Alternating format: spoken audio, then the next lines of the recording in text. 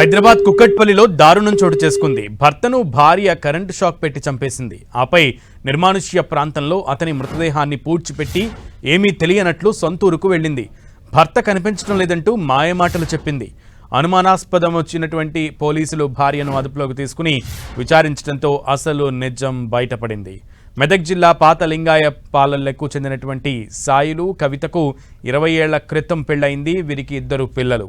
కొంతకాలంగా వీరిద్దరూ వేరువేరుగా ఉంటున్నారు. భార్యాభర్తలిద్దరికీ వేరువేరుగా వివాహేతర సంబంధాలు ఉన్నట్లు పోలీసులు తెలిపారు. సాయిలు తన గ్రామంలోనే పనిచేసుకుంటూ ఉండగా కవిత హైదరాబాద్లో ఉంటోంది. సాయిలు కవితను తరచూ తన ఇంటికి వెళ్లి వేధిస్తుండేవాడు. ఈ క్రమంలోనే ఇటీవల కోలపల్లిలో బంధువులు చనిపోవడంతో అక్కడికి వెళ్లిన కవిత సాయిలును కలిసి బతుకుదామంటూ కూడా తనతో హైదరాబాద్ రావాలంటూ తీసుకెళ్లింది. హైదరాబాద్ వచ్చిన వీరు కేపీహెచ్బీ కాలనీలోని మిత్రా హిల్స్లో ఓ గుడిసెలో నివాసం ఉంటున్నారు. కవిత సోదరి జ్యోతి, మరిది మల్లేశం కూడా ఇదే ప్రాంతంలో ఉంటున్నారు. కొంతకాలంగా సాయిలు కవిత మధ్య మళ్లీ గొడవలు జరుగుతున్నాయి. భర్త వేధింపులు భరించలేక అడ్డు తొలగించుకోవాలని కవిత ప్లాన్ చేసింది. శుక్రవారం రాత్రి 9 గంటల సమయంలో సాయిలు ఇంట్లోనే కవిత, ఆమె సోదరి జ్యోతి, మల్లేశం మధ్య గొడవ జరిగింది. ఆ తర్వాత సాయిలు కళ్ళు తాగి నిద్రపోగా ఇదే అదునుగా భావించిన కవిత కరెంటు షాక్ పెట్టి సాయిలును హత్య చేసింది. కవిత, ఆమె సోదరి జ్యోతి, మరిది మల్లేశంతో కలిసి సాయిలు డెడ్ బాడీని మాయం చేయాలని ప్లాన్ చేశారు. ఆ తర్వాత ఓ ఆటో మాట్లాడి జోగిపేట వైపు మృతదేహాన్ని తీసుకెళ్లారు. వీరి కదలికలపై అనుమానం వచ్చిన ఆటో డ్రైవర్ గట్టిగా మాట్లాడడంతో మృతదేహాన్ని శనివారం ఉదయం 11 గంటల సమయంలో తిరిగి మిత్రా హిల్స్కి తెచ్చారు. గుడిసెలోనే సాయంత్రం వరకు ఉంచారు. దుర్వాసన వస్తుండటంతో మృతదేహాన్ని పడేయటానికి మల్లేశం చుట్టుప్రక్కల రెక్కి నిర్వహించాడు. మిత్రా హిల్స్ సమీపంలోనే నిర్మానుష్య ప్రాంతంలో పూడ్చిపెట్టేశారు. సాయిలు మృతదేహాన్ని పూడ్చిపెట్టిన తర్వాత కవిత లింగాయపల్లికు వెళ్లిపోయింది. సాయిలు 50,000 తీసుకుని ఎక్కడికో వెళ్లిపోయాడంటూ కుటుంబ సభ్యులకు చెప్పింది. అప్పటికే సాయిలు ఫోన్ స్విచ్ ఆఫ్ రావడంతో కుటుంబ సభ్యులకు కవితపై అనుమానం వచ్చింది. మరోవైపు ఆటో డ్రైవర్ ఆదివారం మధ్యాహ్నం కేపీహెచ్బీ పోలీసులకు జరిగిన విషయమంతా చెప్పాడు. దర్యాప్తు ముమ్మరం చేసిన పోలీసులు ఆదివారం రాత్రి కవితను అదుపులోకి తీసుకున్నారు. కవితను అదుపులోకి తీసుకున్నాక గ్రామస్తులకు సాయిలు హత్య విషయం తెలిసింది. సోమవారం ఉదయం మిత్రా హిల్స్లోని గుడిసెను పరిశీలించగా విద్యుత్ తీగలు తగలబెట్టినట్లుగా గుర్తించారు. మృతదేహాన్ని పడేసిన చోటుకు వెళ్లి స్వాధీనం చేసుకున్నారు. పథకం ప్రకారమే హత్య జరిగినట్లుగా గుర్తించారు పోలీసులు. కవిత చెల్లెలు భర్తను తీసుకువచ్చి డెడ్ బాడీని పూడ్చిపెట్టిన ప్రదేశాన్ని గుర్తించిన పోలీసులు అందులో నుంచి మృతదేహాన్ని వెలికి తీయనున్నారు.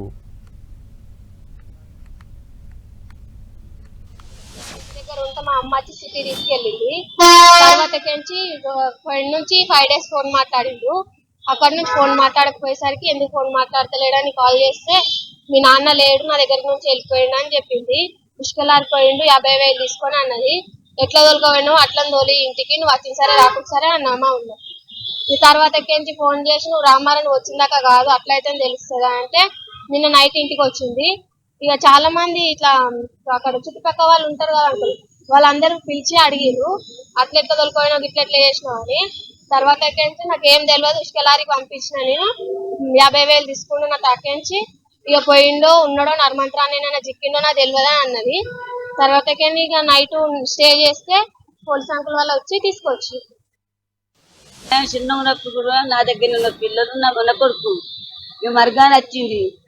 ఎప్పుడు వచ్చిందే వెతికి నా కొడుకు కనబడతలేదు, నా కొడుకు కనబడతలేని 2-3 మాటలు ఫోన్ చేస్తే లేపలేదు.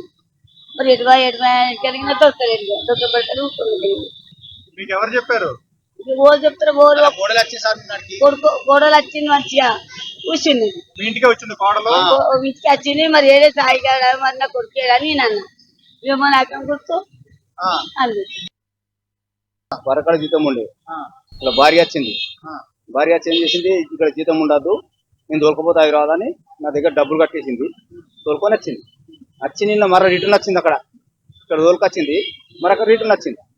వచ్చేకాలం మరి సాయిలేడా మంది అడిగిరిగా, మొన్ననే వచ్చిండు 50,000 తీసుకొని ఇంటికి పంపించిన అని చెప్పింది. అట్లా నమ్మలేదు జనాలు, మాతో కూడా జనాలు నమ్మలేదు. నువ్వేమో చేసినావు అంటే కల నేను అక్కడ ఏం చేసినా నాకు తెలియదు, నాది తెలియదు, ఇది తెలియదు, లొల్లి పెట్టుకున్నాను. మళ్ళా 12 గంటల దాకా మన పబ్లిక్ బాగా అడిగారు. అటు ఏం చెప్పలేదు. చెప్పప్పటికల్లా ఆయన ఏం చేసి ఇక ఒలంతలో నిద్రపోయి పంటాం కదా, పోయి పన్నాం కదా రాదు.